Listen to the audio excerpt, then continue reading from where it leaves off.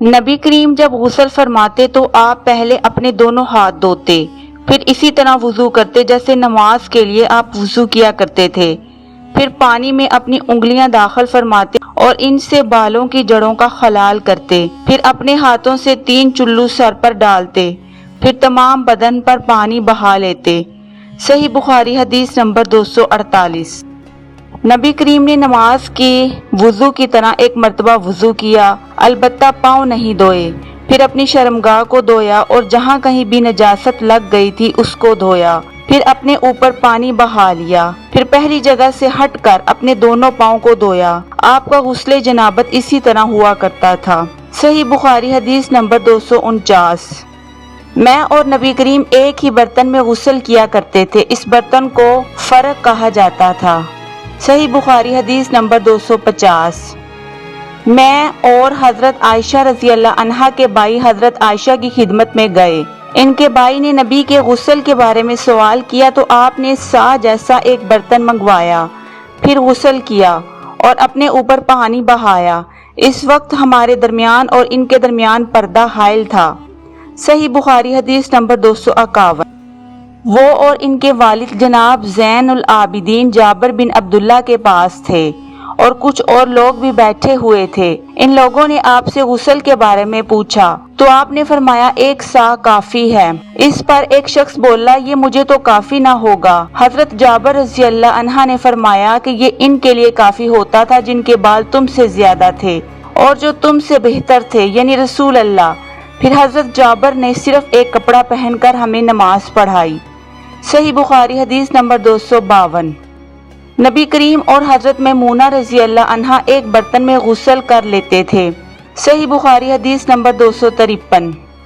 رسول اللہ نے فرمایا میں تو اپنے سر پر 3 مرتبہ پانی بہاتا ہوں، اور آپ نے اپنے دونوں ہاتھوں سے اشارہ کیا۔ صحیح بخاری حدیث نمبر 254۔ نبی کریم اپنے سر پر 3 مرتبہ پانی بہاتے تھے۔ صحیح بخاری حدیث نمبر 255۔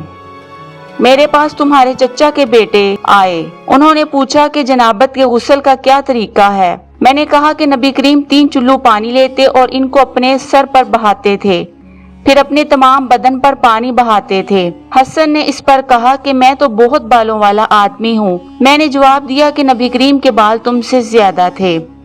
صحیح بخاری حدیث نمبر 256۔ ام المومنین میمونہ رضی اللہ عنہا نے فرمایا کہ میں نے نبی کریم کے لیے غسل کا پانی رکھا تو آپ نے اپنے ہاتھ 2 مرتبہ یا 3 مرتبہ دھوئے، پھر پانی اپنی بائیں ہاتھ میں لے کر اپنی شرمگاہ کو دھویا، پھر زمین پر ہاتھ رگڑا، اس کے بعد کلی کی اور ناک میں پانی ڈالا اور اپنے چہرے اور ہاتھوں کو دھویا، پھر اپنے سارے بدن پر پانی بہا لیا اور اپنی جگہ سے ہٹ کر دونوں پاؤں دھوئے۔ صحیح بخاری حدیث نمبر 257۔ نبی کریم جب غسل جنابت کرنا چاہتے تو حلاب کی طرح ایک چیز منگواتے، پھر پانی کا چلو اپنے ہاتھ میں لیتے اور سر کے دانے حصے سے غسل کی ابتدا کرتے، پھر بائیں حصے کا غسل کرتے، پھر اپنے دونوں ہاتھوں کو سر کے بیچ میں لگاتے تھے۔ صحیح بخاری حدیث نمبر 258۔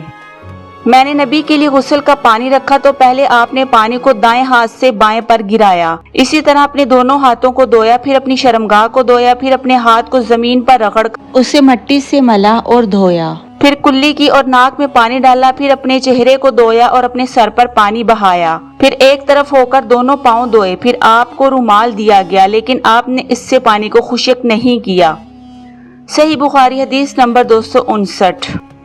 نبی کریم نے غسل جنابت کیا تو پہلے اپنی شرمگاہ کو اپنے ہاتھ سے دھویا، پھر ہاتھ کو دیوار پر رگڑ کر دھویا، پھر نماز کی طرح وضو کیا اور جب آپ اپنے غسل سے فارغ ہو گئے تو دونوں پاؤں دھوئے۔ صحیح بخاری حدیث نمبر 260۔